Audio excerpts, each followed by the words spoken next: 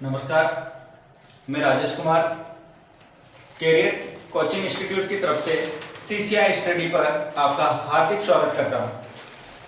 आज हमारा टॉपिक है प्रायिकता, जो कि कक्षा 8 में भी कुछ अंश मात्र है, कक्षा 9 में भी है और कक्षा 10 में भी है। कक्षा 10 में ये प्रश्नावली 15 है। प्रायिकता को अंग्रेजी में बोला जाता है प्रोबेबिलिटी। सबसे पहले अपन ने लिखा प्रायिकता की परिभाषा। प्रायिकता की परिभाषा है कि किसी घटना के घटित होने की संभावना प्रायिकता कहलाती है। संभावना मतलब हो भी सकती है, नहीं भी हो सकती।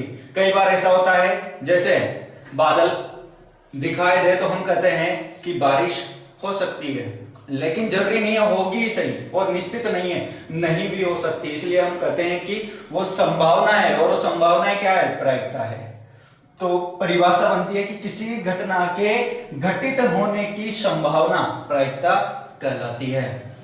फिर आगे कि प्रायिकता को अंग्रेजी में प्रोबेबिलिटी कहा जाता है, इसलिए इसे लिखा जाता है या दर्शाया जाता है, या फिर यूं कहें कि व्यक्त किया जाता है। P तो यहां पर प्रोबेबिलिटी है, E यहां पर कोई घटना है।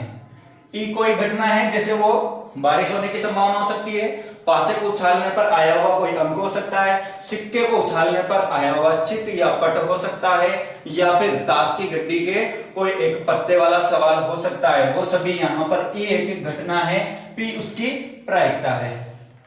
प्रायिकता का मान जो कि न्यूनतम और अधिकतम में हमेशा 0 होगा और अधिकतम में 1 होगा, यानी कम से कम 0 होता है और अधिक से अधिक 1 होता है।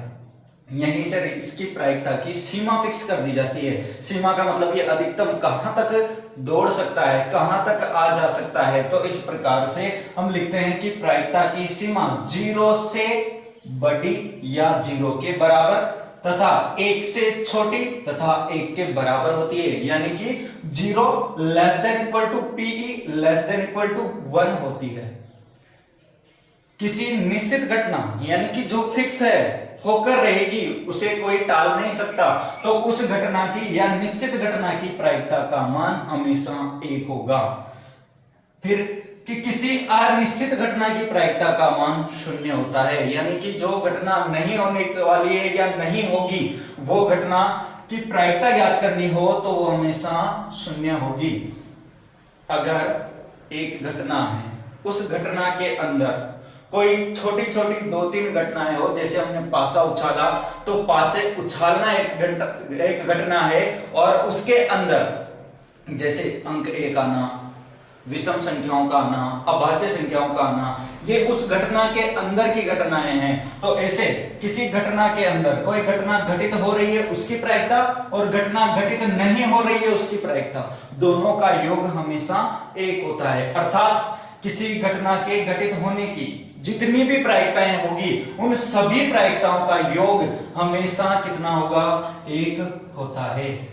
ये प्रायिकता में जो मोस्ट इंपोर्टेंट थ्योरी है वो पूरी मैंने लिखा दी। इसके बाद एक सूत्र आता है, केवल प्रायिकता में एकमात्र सूत्र है जिसे सभी सवाल हो जाते हैं कि प्रायिकता बराबर अनुकूल परिणाम बटा कुल परिणाम।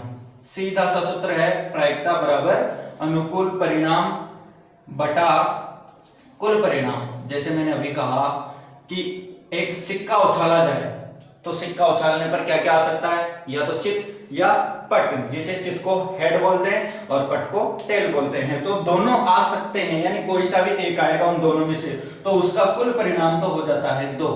कुल परिणाम कितना हो गया? एक सिक्के को एक बार उछालें तो 2, और उसमें से एक बार उछालेंगे तो या तो चित आएगा या पट आएगा।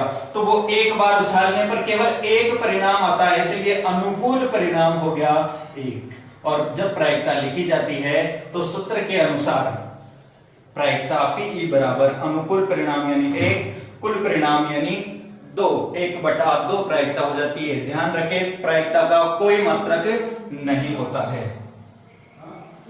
धन्यवाद। आप सीसीआई स्टडी को अपना अधिक से अधिक समर्थन देकर अधिक से अधिक शेयर करें, अधिक से अधिक सब्सक्राइब करें। अगर आपको पसंद आए तो ज्यादा से ज्यादा लाइक करें, हमारा हौसला बढ़ाए। हम जो भी कर रहे हैं आपके भविष्य के लिए, आपके शिक्षा के सुधार के लिए कर रहे हैं। धन्यवाद।